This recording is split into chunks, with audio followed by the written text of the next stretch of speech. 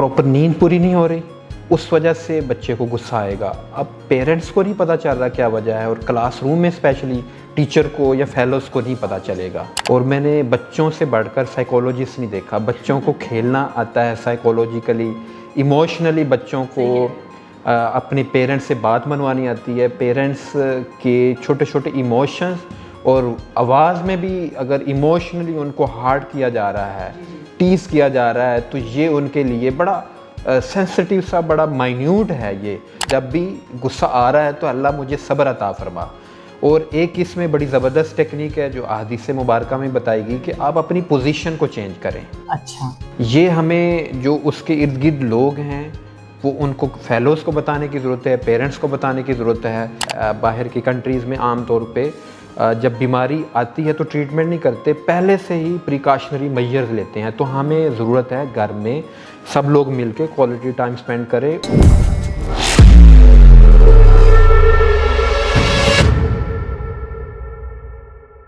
अस्सलाम वालेकुम, good day, आदाब। मैं हूं आपकी होस्ट मिदत अब्बास और मैं आपको खुशामदीद कहती हूं जावेद पब्लिशर्स की पॉडकास्ट बातें किताबों की। ये एक ऐसी एजुकेशनल पॉडकास्ट है जिसमें हम बहुत सारे एक्सपर्ट्स और एजुकेशनिस्ट को बुलाते हैं जो बच्चों से रिलेटेड पेरेंट्स या टीचर्स को फेस होते हैं।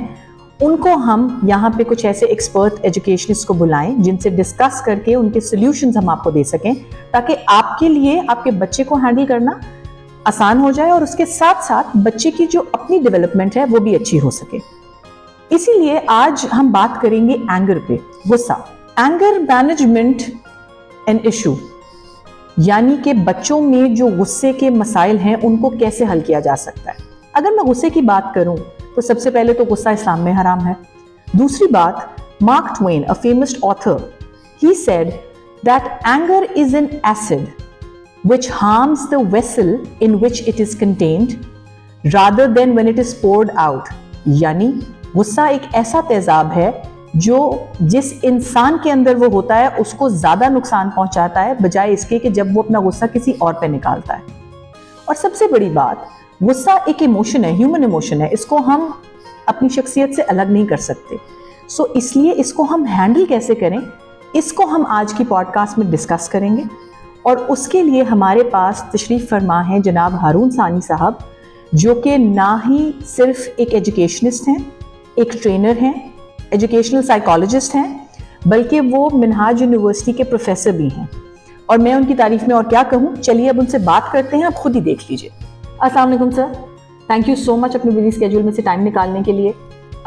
टॉपिक की तरफ चलने से पहले मैं आपसे पूछना चाहूँगी कि एजुकेशन से आपकी वाबस्तगी, कुछ लोग होते हैं जो शौक से टीचर बनते हैं, कुछ होते हैं जो एक्सीडेंटल बनते हैं, आपका कैसे स्टार्ट हुई जर्नी?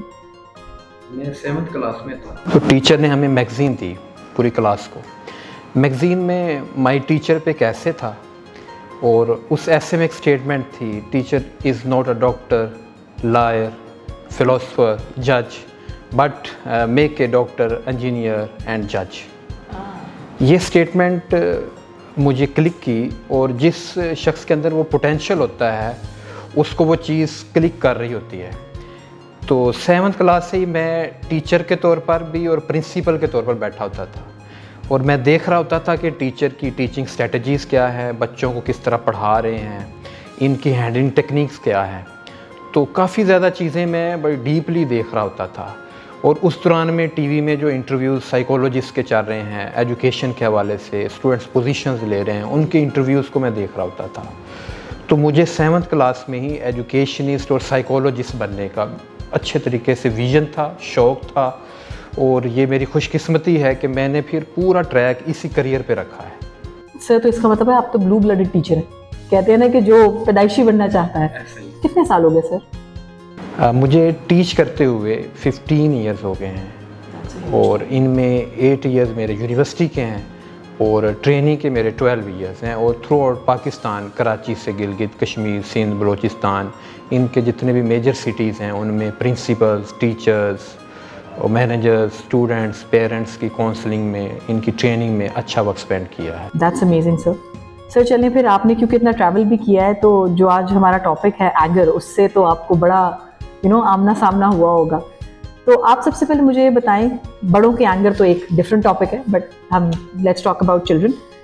बच्चों में जो ट्रिगर्स हैं एंगर के वो क्या हैं, और टीचर्स या पेरेंट्स ये उनको जल्दी आइडेंटिफाई करने के लिए क्या कर सकते हैं? गुस्से के ट्रिगर के हवाले से बात हुई कि गुस्सा किन वजूहात की बिना पे आता है और पेरेंट्स उनको किस तरह आइडेंटिफाई कर पाएँ, किस तरह जान पाएँ कि इस वक्त बच्चे को गुस्सा आ रहा है, ताकि उनकी सिम्टम्स को समझते हुए उसकी प्रिकॉशंस और टेक्निकल स्ट्रेटजीज़ अडॉप्ट करते हुए उनको हैंडल कर पाएँ। तो इसमें सबसे पहली जो ट्रिगर है वो ये है कि टास्क फेलियर। कोई भी बच्चा जब काम कर रहा होता है, वो स्कूल में है या घर में है, तो उस वक्त जैसे ब्लॉक बना रहा है या कोई भी ऐसा काम कर रहा है जिसमें उसको फेलियर का सामना है, वो ब्लॉक्स बना रहा है, ब्लॉक्स गिर जाते हैं। जैसे ही वो फेलियर महसूस करता है, फ़ौरन उसके अंदर ये ट्रिगर फेलियर का नमूदार हुआ है और उसमें जो सिम्टम है वो ये है कि वो शिकायत करेगा कि ये मुझसे बन नहीं पा रहा। इस तरह हम दूसरे ट्रिगर को देखते हैं, जब किसी की तरफ से उसको टीज़ किया जाता है, मुख्तलिफ तरह से हार्ट किया जाता है, तो उस वक्त ये चीज़ उसके गुस्से का बायस बनती है। सर, जिसको हम बुलिंग आजकल बड़ा कॉमन है, ये स्कूल्स में बहुत ज़्यादा बच्चे एक्सपीरियंस करते हैं ये चीज़। एग्जैक्टली जो आपने बात की कि बुलिंग बिहेवियर और टीज़ किया जा रहा होता है स्टूडेंट्स को, तो ये उनके लिए बड़ा शेमफुल बिहेवियर वो फील करते हैं, उनको हार्ट करता है, उनके गुस्से के लिए एक ट्रिगर का काम करता है। और इस वक्त पेरेंट्स को बड़ा ध्यान से देखना है कि कौन सी सिम्टम्स नमूदार हो रही हैं। मैं ये सारी सिम्टम्स को आगे बयान करता हूँ। इस पे थर्ड पे है कि जब वो कोई डिमांड कर रहा होता है, जैसे वो डिमांड पूरी नहीं हो रही होती और अंदर से वो फीलिंग आती है रिजेक्शन उस तरफ से होती है। ज़ाहिर है वो डिमांड इमोशनल और सही भी हो सकती है और गलत भी हो सकती है, अभी उसका वक्त नहीं आया। तो उस सूरत में जब डिमांड उसकी पूरी नहीं हो रही होती, तो उस वक्त भी ट्रिगर एक गुस्से का बनता है और वो गुस्सा फील करता है। फोर्थ पे यह है कि वो खाना प्रॉपर नहीं खा रहा, कोई भी वजह है, खाना प्रॉपर नहीं खा रहा, उसकी हंगर उसका ट्रिगर है और वो ट्रिगर की वजह से उसको गुस्सा आएगा। फिफ्थ पे यह है कि उसको प्रॉपर अटेंशन नहीं मिल रही होती, उसका कनेक्शन नहीं डेवलप हो पा रहा होता, उसको अटेंशन की वजह से प्रॉपर बोलने का मौका नहीं दिया जा रहा होता। वो उसके पीयर्स भी हैं, फेलोज़ भी हैं और क्लासरूम में भी और घर में भी प्रॉपर जब उसकी बात नहीं सुनी जा रही होती, जब वो बात करना चाह रहा है, प्रॉपर अटेंशन नहीं मिल रही, जब उसको इग्नोर किया जा रहा होता है, तो उस सूरत में ज़ाहिर है उस एक ट्रिगर पैदा होगा गुस्से का और गुस्सा उसको आएगा। सर, जैसे बहुत सारे सिबलिंग्स जब इकट्ठे होते हैं, जिस जो हैं 2-3 से ज़्यादा, तो जब वहाँ तो ये बड़ा कॉमन है। ऐसा ही है। एक और ट्रिगर बड़ा अहम है, जब बच्चे की नींद नहीं पूरी हो रही होती जी, प्रॉपर नींद पूरी नहीं हो रही, उस वजह से बच्चे को गुस्सा आएगा। अब पेरेंट्स को नहीं पता चल रहा क्या वजह है और क्लासरूम में स्पेशली टीचर को या फेलोज़ को नहीं पता चलेगा। और एक और बहुत इंपॉर्टेंट इसमें ट्रिगर है, वो है कॉन्फ्लिक्ट, होम कॉन्फ्लिक्ट। जब पेरेंट्स का या घर में किसी भी तरह का कॉन्फ्लिक्ट चल रहा है, वो दो बच्चों के दरमियान भी हो सकता है, पेरेंट्स के दरमियान या फैमिली के अदर मेंबर्स के दरमियान कॉन्फ्लिक्ट चल रहा है, उस दौरान में बच्चा बहुत इमोशनल होता है, बच्चा सेंसिटिव होता है, फ़ौरन सेंस कर जाता है। जी। और मैंने बच्चों से बढ़कर साइकोलॉजिस्ट नहीं देखा। बच्चों को खेलना आता है साइकोलॉजिकली, इमोशनली बच्चों को अपने पेरेंट्स से बात मनवानी आती है। पेरेंट्स के छोटे छोटे इमोशंस और आवाज़ में भी अगर इमोशनली उनको हार्ट किया जा रहा है, टीज़ किया जा रहा है, तो ये उनके लिए बड़ा सेंसिटिव सा, बड़ा माइन्यूट है ये। लेकिन जब पेरेंट्स बात कर रहे हैं या टीचर बात कर रहे हैं और उनकी टोन जो है वो भी उनको हर्ट कर रही होती है। बिल्कुल सही कह रहे हैं सर। वैसे मैं तो कहना चाहूँगी तो यहाँ पे तो बड़ों का भी यही हाल है, नींद पूरी ना और भूख लगी हो तो बस कसर ही रह जाती है हमारी भी। अच्छा सर, जहाँ ट्रिगर्स की बात हो रही है, अब आप अगर थोड़ी सी ये गाइडेंस दें कि जो टीचर्स हैं और जो पेरेंट्स हैं, अब देखिए आइडेंटिफाई तो आपने बता दिया कि बच्चा रो रहा है या जिद कर रहा है, वो तो हो गया। अब आप बताएं कि स्ट्रैटेजीज क्या अडॉप्ट की जाएं कि इस बिहेवियर को हैंडल किया जा सके। मुख्तलिफ तरह के इमोशंस हैं जो अल्लाह पाक ने जब इंसान को डेवलप किया तो इसके अंदर रखा। उसमें गुस्सा भी एक ऐसा इमोशन है जो इसकी लाइफ में रखा है, इसकी बका के लिए ज़रूरी है, मगर इसका बैलेंस वे में रहना, ऑप्टिमल रहना बहुत ज़रूरी है। अच्छा, ये फ्रूटफुल भी होता है, गुस्सा है तो हम गुस्से की जो ऑप्टिमल बैलेंस लेवल है, तो हम मुख्तलिफ तरह के टास्क, बड़े एग्ज़ाम की तैयारी, कुछ चैलेंजिंग टास्क है, उनको बड़े अच्छे तरीके से परफॉर्म कर रहे होते हैं, मगर जैसे ही कोई चीज़ बैलेंस से आउट होती है, कम है या ज़्यादा है, तो वो नेचर के ख़िलाफ़ है। तो गुस्सा जैसे ही आता है और ऑप्टिमल लेवल, बैलेंस लेवल से अप कर जाता है, तो ये नुकसानदेह होता है। अब हम देखते हैं इसको कि इसको कोप कैसे करें, इसको हैंडल कैसे करें और इनकी हैंडलिंग टेक्निक्स क्या हैं, पेरेंट्स और बच्चे ख़ुद भी और टीचर्स इसको कैसे हैंडल करें। तो इसकी मुख्तलिफ टेक्निक्स को हम देखते हैं। फर्स्ट पे जो इसकी टेक्निक है वो है कि मुख्तलिफ ट्रिगर इसको मुख्तलिफ इन्वायरमेंट से आ रहे होते हैं जी, हम इसको उस इन्वायरमेंट से आइसोलेट कर दें। ओके, वो चीज़ जो इसके लिए ट्रिगर का बायस मार रही है, वो कॉन्फ्लिक्ट भी है, वो पेरेंट्स की तरफ से मुख्तलिफ तरह की हार्टिंग भी है, वो अटेंशन नहीं उसको मिल रही, वो फेलियर का सामना कर रहा है, तो उससे हमें डिस्कनेक्ट करना होगा पहले नंबर पे। उसको बुली बिहेवियर का सामना करना पड़ रहा है, उसको टीज़ कर रहे हैं उसके फेलोज़, तो हमें उसको उस कंपनी से आइसोलेट करने की ज़रूरत है। और सेकंड नंबर पे इसको थोड़ा रियलाइज़ करवाने की ज़रूरत है कि गुस्से के ये एलिमेंट्स हैं, इसको सबसे पहले रियलाइज़ करवाने की, इसको टीच करने की, इसको एजुकेट करने की ज़रूरत है कि ये गुस्सा है, ये गुस्सा आपकी सेहत के लिए ठीक नहीं है, इसके ये साइड इफ़ेक्ट्स हैं। जब उसको टीचिंग मिलती है उस हवाले से और इसके नुकसानात बताए जाते हैं एक बच्चे को, तो वो लामहल्ला वो समझ जाता है कि ये गुस्सा अच्छा नहीं है। और सेकंड नंबर पे जो बड़ी इंपॉर्टेंट टेक्निक है इसको हैंडल करने की, वो ये है कि पेरेंट्स और टीचर्स इस पे मॉडलिंग करें। मॉडलिंग में ये होता है कि जैसे ही गुस्सा आता है उस बच्चे को दिखाएं कि ये देखें, मैं इस वक्त बहुत गुस्से में हूँ, मुझे बहुत ज़्यादा गुस्सा आ रहा है, मेरी फीलिंग ज़्यादा अच्छी नहीं है। और इस दौरान में वो ब्रीथिंग कर रहे हैं, सांस ले रहे हैं, मेडिटेशन कर रहे हैं, लंबे लंबे सांस ले रहे हैं। अच्छा, जब जैसे ही बच्चा देखेगा कि जब गुस्सा आता है तो हमें ये एक्टिंग करनी है, अच्छा, उसके सामने उसके बहन भाई या पीयर्स को सामने बैठा के वो ही मॉडलिंग वो भी करे, modelling to cope with it. जी। तो जैसे वो बच्चा देखता है तो वो फ़ौरन इसको ये सीख जाता है। इवन इसमें ये भी मॉडलिंग बताई गई है, जब बच्चों को गुस्सा आता है तो वो शॉटिंग करते हैं, ऊंची आवाज़ से चीखते हैं। बिल्कुल ठीक है। तो इसमें अगर हम उनको बता दें, इस तरह कई स्कूल्स में ये एक्टिविटी को अडॉप्ट किया गया, 1 2 3 गैप। अच्छा, जैसे ही उनको गुस्सा आता है तो गाली गलोच भी कई बच्चे करते हैं, बुरा नाम पुकारते हैं, ऊंची ऊंची आवाज़ से चीखते हैं। तो जैसे ही हमने एक वे दिया, उनके सामने एक टेक्निक बताई कि जब भी आपको गुस्सा आए 1 2 3 आपने 1 2 3 बोलना है, 1 2 3। अच्छा, आप जैसे ही वो मुख्तलिफ तरह के जो नाजेबा अल्फाज बोलता है या चीखो पुकार करता है, वो इस तरफ कन्वर्ट हो जाएगा। और एक और इसमें बड़ी अच्छी टेक्निक बताई गई है कि अल्लाह मुझे सब्र अता फरमा। अच्छा, ये एक दुआ भी है और उसका रुझान अल्लाह की तरफ डेवलप हो जाता दुआ पढ़ ले बच्चा तो है। आसानी होगी। अल्लाह, और ये बड़े भी पढ़ सकते हैं, जब भी गुस्सा आ रहा है तो अल्लाह मुझे सब्र अता फरमा। और एक इसमें बड़ी ज़बरदस्त टेक्निक है जो अहादीस मुबारका में बताएगी कि आप अपनी पोजीशन को चेंज करें। अच्छा, ये हमें जो उसके इर्द गिर्द लोग हैं वो उनको फेलोज़ को बताने की ज़रूरत है, पेरेंट्स को बताने की ज़रूरत है कि अगर बच्चा खड़ा है तो उसको बैठा दिया जाए, बैठा है तो लेट जाए, और उसके साथ उसको पानी दिया जाए पीने के लिए। जैसे ही उसको पानी दिया जाएगा तो फिजियोलॉजिकली चेंज आएगी, बायोलॉजिकली चेंज आएगी, तो उससे भी हार्मोन जो गुस्से के निकल रहे होते हैं वो कम हो जाते हैं, रिलीज होना। बेसिक तो डिटैचमेंट है ना सर, ऐसा ही है, ना सिर्फ फिजिकल बल्कि मेंटल, इमोशनल एंड जैसे आपने फिजियोलॉजिकल कहा वो भी, वो सारी एनर्जी जो है वो सिर्फ चैनलाइज कर देंगे। ये तो बड़ी इंपॉर्टेंट चीज़ है सर। इसमें जो एक बहुत ही इंपॉर्टेंट टेक्निक है, जिसमें थोड़े बच्चे बड़े हो जाते हैं, 2 3 4 क्लास में बच्चे समझ बूझ के काबिल हो जाते हैं, तो उसमें उनको मिररिंग टेक्निक बोलते हैं कि बच्चा शीशे के सामने जाता है और बोले बगैर एक्टिंग करता है। That's interesting. जैसे ही वो एक्टिंग करता है गुस्से, तो वो अपना चेहरा जब देखता है कि मेरा चेहरा किस तरह का बना हुआ है गुस्से में, और उस दौरान में एक्टिंग भी कर रहा है, साथ गुस्सा निकालने की एक्टिंग कर रहा है। अब वो किसी चीज़ को नहीं छेड़ रहा, जस्ट शीशे के सामने जाके एक्टिंग कर रहा है। जैसे वो एक्टिंग करता है, घर में है, तो वो एक तो देखता है कि मेरा चेहरा किस तरह का है गुस्से में, तो इस दौरान में गुस्से को रिलीज़ करने का भी बायस बनता है। एक जो बहुत ही इम्पोर्टेंट एलिमेंट है, जो गुस्से की बेशुमार जो रीज़न्स हैं वो देखने की ज़रूरत होती है।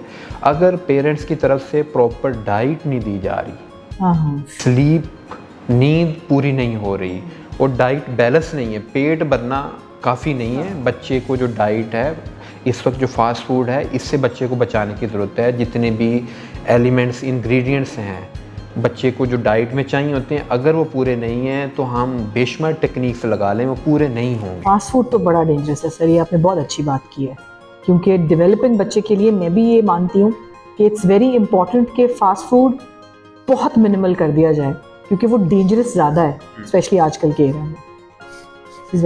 और एक बड़ी इंटरेस्टिंग टेक्निक है इसमें, जिसको मैंने पर्सनली बहुत ज़्यादा अडॉप्ट किया, पेरेंट्स को बताया, और ये बेशुमार जगह पे अप्लाई होती है। सिर्फ गुस्से में नहीं, कोई भी बैड इमोशन है जी तो हमें उस बच्चे को डाइवर्ट करना है। आम तौर पे बच्चे को एडवाइस की जाती है, ऐसा ना करो, गुस्सा आपके लिए अच्छा नहीं है, बड़े ज़्यादा आवाज़ ऊंची कर लेते हैं।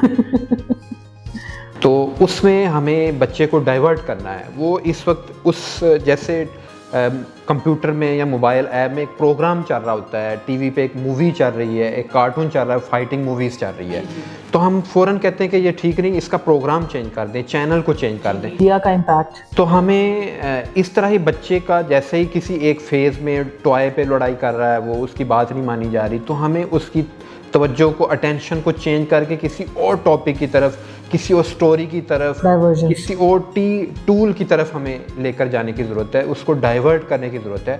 आम तौर पे घर में दादी जान, दादा जान बड़े इन्वॉल्व होते हैं और उस पर एडवाइस करते हैं, गुस्सा नहीं करना, ये आपके लिए ठीक नहीं है।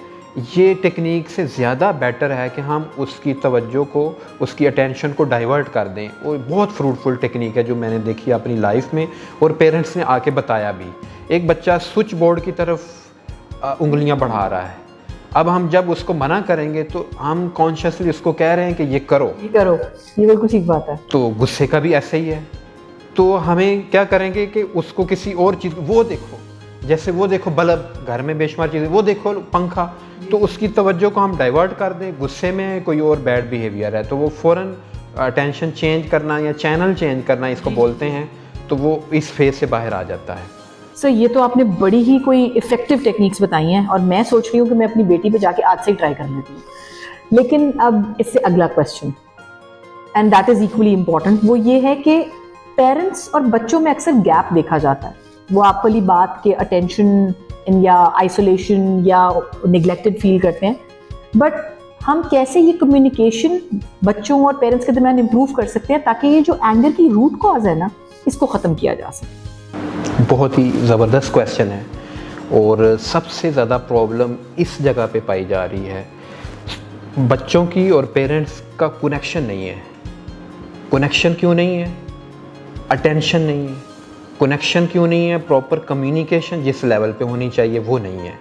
जब कम्युनिकेशन होती है तो हम प्रॉब्लम को डायग्नोज कर पाते हैं जी। जब प्रॉपर हम प्रॉब्लम को डायग्नोज नहीं कर पाएंगे, उसका ट्रीटमेंट नहीं हो पाएगा। ट्रिगर्स हम नहीं जान पाएंगे, उनकी सिम्टम्स नहीं जान पाएंगे जब तक कि पेरेंट्स और टीचर्स का बच्चों के साथ कनेक्शन नहीं है।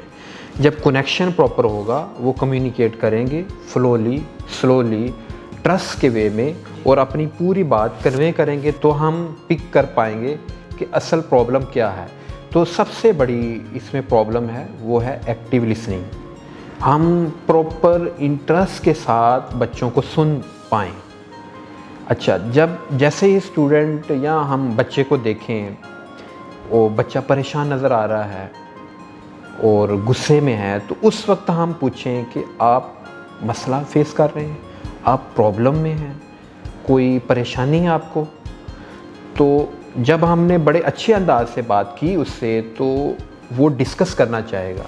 वाशिंगटन यूनिवर्सिटी में रिसर्च हुई और उसमें बताया गया कि जब पेरेंट्स और टीचर्स बड़े हम्बल वे में, बड़े पोलाइट वे में, बड़े हमदर्दी के साथ बच्चों को कहते हैं कि आप परेशान हैं, आज आप इतने अच्छे दिखाई नहीं दे रहे, तो बच्चा डिस्कस करना चाहता है अपने प्रॉब्लम को, ज़्यादा खुल के, ज़्यादा ओपनली वो डिस्कस करना चाहता है। तो इसलिए सबसे बड़ा ये है, और इसमें नॉन इंटरप्शन लिसनिंग की जाए। बच्चा जिस तरह की भी बात कर रहा है, हम पूरा यकसुई से हम सुन रहे हैं। सर वो कैसे सुनेंगे? पेरेंट्स के हाथ में तो मोबाइल होता है। हाँ, ये बहुत बड़ा अलमिया है। लिसनिंग का तकाजा ये है कि बच्चों को फुल अटेंशन के साथ, आमतौर पे इसको क्वालिटी आवर भी बोला जाता है, कि क्वालिटी आवर दिया जाए प्रॉपर कम्युनिकेशन हो। अगर हम चाहते हैं कि बच्चों को सिर्फ स्कूल भेजना, कपड़े, यूनिफॉर्म, किताबें, खाना पीना देना काफ़ी है, तो हम बच्चों को तबाह कर रहे हैं, हम उनको ज़िंदा ही दरगोर कर रहे हैं। हमें चाहिए बच्चों के साथ कनेक्शन हो, बच्चों की इमोशनल फीलिंग्स भी हैं, साइकोलॉजिकल नफ्सियाती नीड्स भी हैं, उसको भी खुराक देनी है। हमें उनको इनकरेज भी करना है, उनको सुनना भी है जिस तरह की वो बात करना चाह रहे हैं। और अच्छा कनेक्शन अगर देखना हो कि उसकी सिम्टम ये है कि बच्चा कोई भी बात आपसे शेयर करना चाहता है, वो आपसे बात करना चाहता है, तो हमें अच्छा कनेक्शन डेवलप करना है। और अच्छे कनेक्शन के लिए ज़रूरी है कि एक्टिव लिसनिंग करें, जिस तरह की बात कर रहा है इंटरप्शन ना की जाए, और क्वालिटी टाइम उनके साथ स्पेंड किया जाए। और एक बड़ी अच्छी इसमें टेक्निक है, वो ये है कि नॉन जजमेंटल बिहेवियर हो हमारा। हम खुद से अज्यूम ना करें कि ये बच्चा जो है फ्रीली बात करे और उसको ये ना लगे कि मुझ पर लेबल लगा देंगे। और जैसे ही कोई बात कर रहा है, उसका दिल कर रहा है कि मैं शीशा तोड़ दूँ, वो आपसे बात कर रहा है, मेरा दिल कर रहा है बर्तन तोड़ दूँ, तो आप कहें तौबा तौबा, तुम नुकसान करना चाहते हो। तो ये जैसे हमने ये जेस्चर दिया, अब हमने कम्युनिकेशन ब्लॉक कर दी, हम तक वो असल बात नहीं आएगी जिसकी वजह से हम डायग्नोज कर पाएंगे। नेशनल मसला है, जजमेंटल बिहेवियर तो एक नेशनल मसला है। लेकिन ये आपने बड़ी सही बात की है कि क्वालिटी टाइम बच्चे के साथ कनेक्शन के लिए बड़ा ज़रूरी है। And at the same time I don't want to label parents कि जी वो मोबाइल जानबूझ के हाथ में पकड़ते हैं। जाहिर सी बात है, एक इंसान है, 24 आवर्स में से काम भी करता है, इधर उधर की चीज़ें भी हैं, बट दैट क्वालिटी टाइम बेशक वो आधा घंटा हो या घंटा हो, इट इज़ एक्सट्रीमली इम्पॉर्टेंट। तो सर, अब मेरा जो आखिरी सवाल है वो इस हवाले से है कि ये जो इमोशनल रेगुलेशन टेक्निक्स होती हैं, वो कितना रोल प्ले कर सकती हैं इन सब चीज़ों में, या बच्चे को कितना हेल्प कर सकती हैं? फर्स्ट ऑफ ऑल जो हमने बात की कि इमोशनल कनेक्शन, और सेकंड नंबर पे जो मुख्तलिफ इमोशनल टेक्निक्स हैं, इनमें बहुत इंपॉर्टेंट टेक्निक है माइंडफुलनेस। माइंडफुलनेस को अगर सादा समझें कि बच्चे को प्रेजेंट में, हाल में उसको रखना है। आम तौर पे जब गुस्सा आता है तो वो या फ्यूचर की कोई आइडियाज़ को सोच रहा होता है, या माजी में, पास में कोई ऐसा इवेंट हुआ होता है जिस पर वो गुस्सा कर रहा होता है, और उसको प्रेजेंट में रखते हुए उसको रियलाइज़ करवाना, उसको महसूस करवाना कि इस वक्त जो फीलिंग से आप गुजर रहे हैं इसको कंट्रोल करें। हम सपोर्ट कर रहे होते हैं उसको, तो बेसिकली प्रेजेंट मोमेंट में उसको रखना, ये माइंडफुलनेस है। और सेकंड नंबर पे इसके साथ कनेक्टेड टेक्निक है डीप ब्रीथिंग। डीप ब्रीथिंग आम तौर पे जब हम तैयारी करते हैं किसी भी चीज़ की, टूर पे जाना है, सुबह ऑफिस में जाना है, स्कूल में जाना, तो हम पहले से तैयारी करते हैं। तो डीप ब्रीथिंग हमें गुस्सा आने से पहले रूटीन में बच्चों की तैयारी करवाने की ज़रूरत है। हम डेली बेसिस पे उनको 5 मिनट्स की डीप ब्रीथिंग करवाएं। डीप ब्रीथिंग के हवाले से जो साइकोलॉजिस्ट हैं, रिसर्चर्स हैं, वो ये कहते हैं कि जो लोग डीप ब्रीथिंग करते हैं और डेली 5 मिनट्स की डीप ब्रीथिंग करते हैं, उनके जो गुस्से के हार्मोन्स हैं वो इतनी जल्दी रिलीज़ नहीं होती। अगर गुस्सा करना चाहें भी तो इतनी आसानी से गुस्सा नहीं कर पाएंगे। तो इसके लिए हमें ज़रूरी है, बाहर की कंट्रीज़ में आम तौर पे जब बीमारी आती है तो ट्रीटमेंट नहीं करते, पहले से ही प्रिकॉशनरी मेजर्स लेते हैं। तो हमें ज़रूरत है घर में सब लोग मिल के क्वालिटी टाइम स्पेंड करें, और उसमें डीप ब्रीथिंग स्कूल में भी ब्रेक के बाद, या जब बच्चे एग्जॉस्ट हो चुके हों, लेकिन स्कूल के प्रिंसिपल और टीचर्स को इस पे एक टेक्निक डेवलप करवानी है कि 5 मिनट की डेली ब्रीथिंग किसी भी टाइम में करवानी है। और घर में पेरेंट्स के लिए ज़रूरी है कि वो 5 मिनट की डीप ब्रीथिंग करवाएं। लंबे लंबे सांस लेने हैं, सांस ले रहे हैं और सांस पे फोकस करवा रहे हैं, तो ये बहुत ज़रूरी है। Thank you so much sir, आपने एक बहुत अच्छी इंसाइट दी है। बिकॉज़ मेरा मानना है गुस्सा खाली बच्चों का नहीं, जैसे कि आपने इतनी सारी एग्जांपल्स में भी मेंशन किया, ये ग्रोन अप्स का भी इशू है। तो अगर हम पहले खुद को ठीक करना पड़ेगा ताकि फिर हम उनको कर सकें। Thank you so much sir, यहाँ आने के लिए और अपनी इतनी सारी एक्सपीरियंसेस शेयर करने के लिए। कैसी लगी मेरी शक्ल? नहीं अच्छी लगी ना? That's the point. एंगर वो ना सिर्फ आपको फिजिकली ड्रेन करता है, इमोशनली भी ड्रेन करता है, और आपके सारे रिलेशंस भी आपसे दूर हो जाते हैं। ये इशू, जैसा कि मैंने पहले भी कहा और जैसा कि हमारे एक्सपर्ट से भी हमारी डिस्कशन हुई है, ये इशू पहले हम ग्रोन अप्स को अपने अंदर ठीक करना पड़ेगा। अगर बच्चे के माथे पे बल आ रहे हैं और वो अपना एक साइन शो कर रहा है कि उसको गुस्सा है, तो उसको हैंडल करने के लिए हम अपने माथे पे बल नहीं डाल सकते। So in order to handle their anger, हमें पहले अपने आप को हैंडल करना है, बैलेंस पे लाना है, अपने आप को इमोशनली बैलेंस करके बच्चों को फिर बैलेंस करना है। और it is a slow process. It will take some time, लेकिन इवेंचुअली ये सारी टेक्निक्स जो हैं वो सक्सेसफुल होंगी। आप आज ही से ये चीज स्टार्ट कीजिए ताकि आपके बच्चे का कल संवर सके। सो यहीं से मैं आपसे इजाजत लेना चाहूंगी। मैं अब दोबारा आपसे मिलूंगी एक नए टॉपिक के साथ, एक नए गेस्ट के साथ। तब तक के लिए मुझे इजाजत दीजिए। This is me signing off. Allah Hafiz.